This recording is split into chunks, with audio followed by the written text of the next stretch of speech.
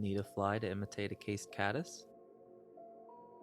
Secure the thread to the shank behind the bead and wrap towards the back of the shank.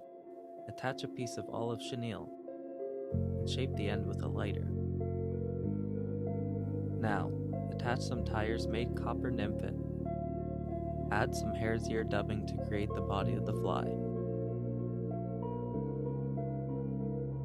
Wrap the copper nymphet forward. Add some brown dubbing to the collar of the fly. And whip finish. Now you have a great fly for imitating cased caddis.